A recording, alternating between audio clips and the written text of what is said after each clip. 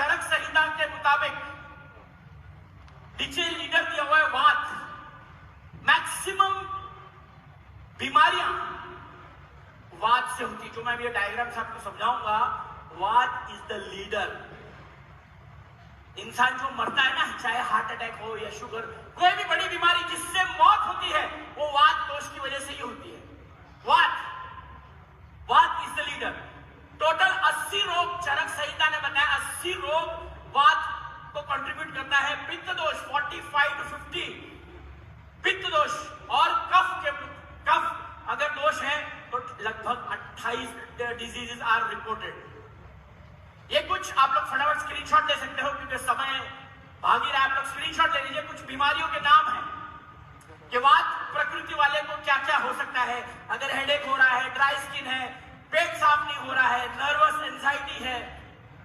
पित्त दोष वाले को बार बार मुंह में छाले हो रहे हैं, गर्म बॉडी हो रही है, पिंपल्स बहुत हो रहे हैं, एसिडिटी बहुत हो रही है। पित्त यानी कि गर्माहट है ना, एसिड।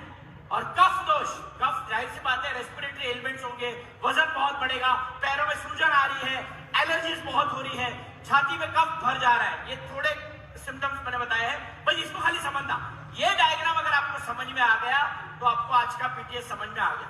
अब ये देखिए, यहां पर लिखा है मैंने देहाती मटका चूल्हा, यहां पर लिखा हुआ है। नीचे आग जला रखी है। अच्छा, आग ज्यादा कब बढ़ती है? आग को अगर बढ़ाना है मुझे ज्यादा, तो क्या डालना पड़ेगा इसमें? आग को भड़काना है मेरे नीचे से हवा। देखा आपने? मुझे अगर आग को तेज करना है तो मुझे हवा देना पड़ेगा। हवा यानी कि वायु।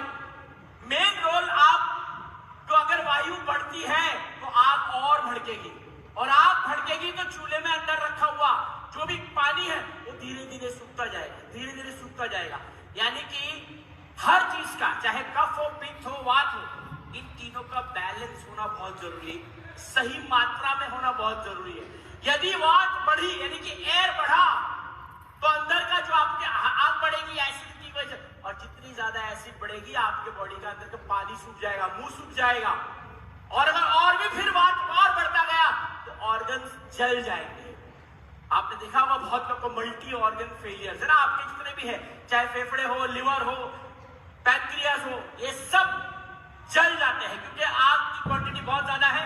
इन शॉर्ट, आपने एक स्टेटमेंट जरूर सुना होगा, पेट सफा हर रोग दफा। ये क्यों बोला जाता है? क्योंकि हर बीमारी का जो लीडर है वो है वात, वायु। और वायु ना बनने देने का जो एक ही लक्षण है, हमको एक ही चीज करना है, पेट को साफ रखना। अगर आपने डाइजेशन को सही रख दिया, क्योंकि खाना या तो पचता है या तो सड़ता है, दो ही चीज होती है खाने में, या तो पचेगा या सड़ेगा।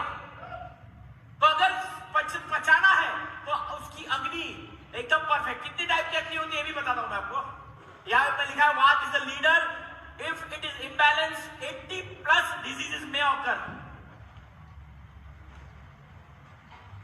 एज पर आयुर्वेद, जो कहते हैं ना पेट की आग के लिए उसको कमाना पड़ता है, पेट के उसको बोलते हैं जठर अग्नि।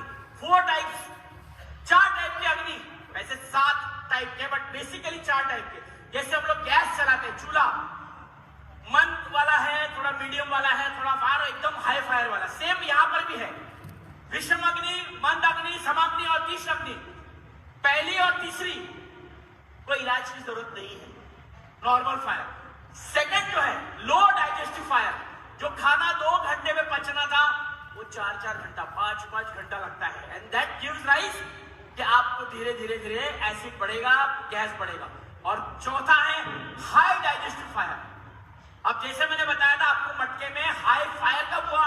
जब वात का प्रकोप बहुत बड़ा, यानी कि पेट साफ रखना पहले तो बहुत हमको इंपॉर्टेंट है। अब ये स्ट्रक्चर को खाली समझना, डाइजेशन से डेथ तक का पूरा स्ट्रक्चर है। अगर खाना पचता नहीं है, खाना सही से नहीं पचेगा, तो हम डिटॉक्स भी अगर उसको सही नहीं करें, हमको पहले डिटॉक्स करना बहुत जरूरी। मान लो खाना नहीं पचा तो टॉक्सिन्स, या हम लोग फ्री रेडिकल्स बोलते हैं मेडिकल में, फ्री रेडिकल्स बनेंगे, डिटॉक्स, उसको डिटॉक्स करना जरूरी है। अगर आपने डिटॉक्स नहीं किया तो नेक्स्ट जाएगा डिपॉजिट। आपने देखा होगा कई लोग को चर्बी की गांठ होती है, कितने लोगों ने देखा चर्बी की गांठ? लाइफोमा है ना कहीं, अरे डॉक्टर साहब यहाँ मैं हाथ लगाता हूँ दुखता नहीं लेकिन कुछ एकदम सॉफ्ट सॉफ्ट लगता है, चर्बी की गांठ, किसी किसी की हड्डी बढ़ जाती है, किसी को कैल्शियम डिपॉजिट हो जाता है, किसी को पथरी हो जा रही है, उसको क्या वो डिपॉजिट क्यों हो रहा है? आज उसको हार्ट में ब्लॉक है, 30% ब्लॉक, 40% ब्लॉक। ये ब्लॉक कहां से आया? That is something is getting deposited over and again, बार बार, क्योंकि आप बॉडी से डिटॉक्स नहीं कर रहे हो तो शरीर में थोड़ा करके जमा हो रहा है, उसी को बोलते हैं डिपॉजिशन, है ना। हार्ट ब्लॉक डॉक्टर ने बोला 50% ब्लॉक है, तो that means something is getting deposited, either calcium deposit हो रहा है या फिर फैट एक्यूमुलेट हो रहा है, जिसको हम कोलेस्ट्रॉल बोलते हैं। अगर हम डिपॉजिट पे भी अगर उसको नहीं रिवर्स कर पाए तो जाएगा डिसेबिलिटी, पैरालिसिस।